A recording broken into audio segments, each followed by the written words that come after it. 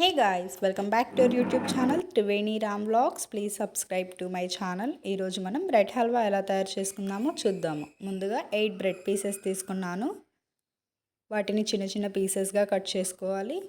ఇలా డివైడ్ చేసేసుకొని డీప్ ఫ్రైకి సరిపడా ఆయిల్ పెట్టేసుకొని ఆయిల్ బాగా హీట్ అయిన తర్వాత లైట్ గోల్డెన్ కలర్లో వచ్చే వరకు బ్రెడ్ పీసెస్ అన్నిటినీ ఫ్రై చేసుకోవాలి. డార్క్ కలర్లోకి మాత్రం అస్సలు ఫ్రై చేయకూడదు, లైట్ గోల్డెన్ కలర్లో మాత్రమే ఉండాలి. ఇప్పుడు షుగర్ సిరప్కి 1 కప్ షుగర్, 1 కప్ వాటర్, 2 ఇలాచీ తీసుకున్నాను. షుగర్ వచ్చేసి 250 గ్రామ్స్ అండి. ఇవి బాగా బాయిల్ అయిన తర్వాత మరీ ఎక్కువగా పాకంలా కాకుండా జస్ట్ కొద్దిగా జిగురుగా అనిపిస్తే చాలు. బ్రెడ్ పీసెస్ అన్నిటినీ పాకంలో బాగా అబ్జర్వ్ అయ్యే వరకు ఫ్రై చేసేసుకోవాలి.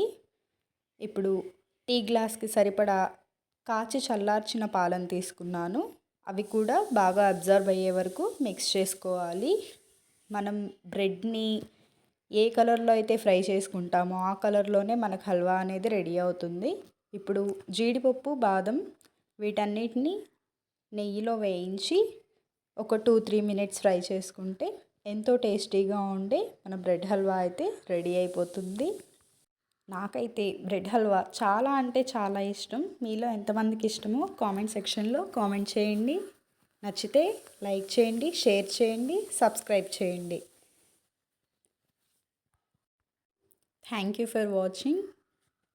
Please subscribe Triveni Ram vlogs.